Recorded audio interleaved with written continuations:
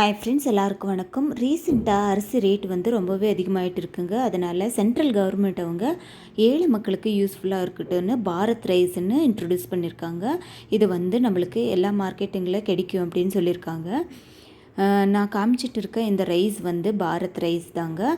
பாருங்கள், எனக்கு வந்து ஆன்லைனே கிடைச்சிது. இதை வாங்கிட்டு வந்திருக்கேன். இது வந்து எப்படி இருக்குன்னு குவாலிட்டி செக் பண்ணலாங்க. நம்ம இப்போ வந்து பாருங்கள், இந்த பாரத் ரைஸ் பேக் மேலே ஹிந்தி, இங்கிலீஷ், கன்னடா மூணுத்துலேயும் சேர்த்து பாரத் ரைஸ்ன்னு எழுதியிருக்காங்க. ப்ரைஸ் வந்து 29 rupees per kilo அப்படின்னு எழுதியிருக்காங்க. அதுக்கப்புறமா பேட்ச் நம்பர்னு போட்டிருக்காங்க. பாருங்கள், பேட்ச் நம்பர் 32024ன்னு போட்டிருக்காங்க. பேக்கிங் டேட்டு 3/20/24ன்னு போட்டிருக்காங்க.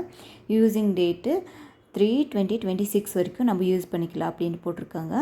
அதே போல் நெட் வெயிட் வந்து 10 கிலோ அப்படின்னு போட்டிருக்காங்க. பாருங்கள், நெட் வெயிட் வந்து 10 கிலோன்னு போட்டிருக்காங்க. 10 கிலோவுக்கு வந்து 290 ரூபா அப்படின்னு எழுதியிருக்காங்க.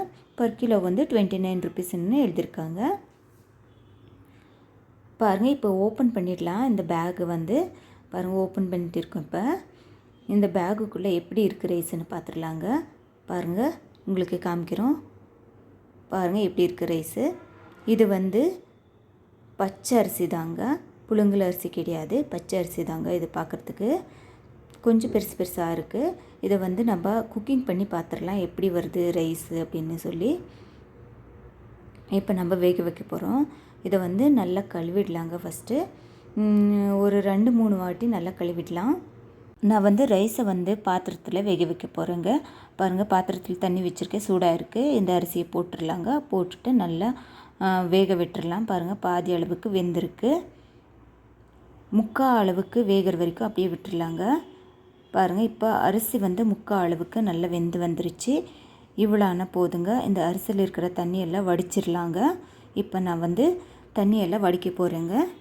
இந்த அரிசியில் இருக்கிற தண்ணி வடிச்சிட்டு திருப்பியும் ஸ்டவ் மேலே லோ ஃப்ளேமில் 2 நிமிஷம் வேக வைக்கணுங்க. பாருங்கள், 2 நிமிஷம் நான் வேக விட்டுருந்தேன். எப்படியா இருக்குது பார்க்கலாம், வெந்திருக்கா அப்படின்னு செக் பண்ணி பார்க்கலாங்க. பாருங்கள், ரைஸ் நல்லா வெந்து வந்துருச்சு. இப்போ ஸ்டவ் ஆஃப் பண்ணிவிட்டு ரைஸை கீழே இறக்கிட்டு நான் தட்டுக்கு போட்டு காமிக்க போகிறேங்க. ரைஸ் வந்து நல்லா வெந்து உதிரி உதிரியாக வந்திருக்குங்க.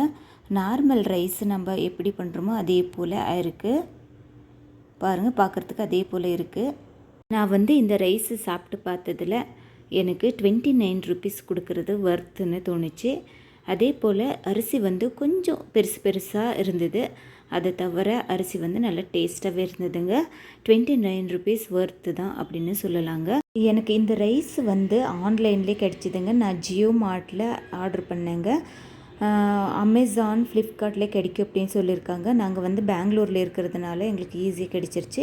நீங்களும் ட்ரை பண்ணி பாருங்கள், ஆன்லைனே கிடைக்குதுன்னு. ஆனால் 29 rupees வர்த்து தாங்க. நீங்களும் ஒரு வாட்டி ட்ரை பண்ணி பாருங்கள்.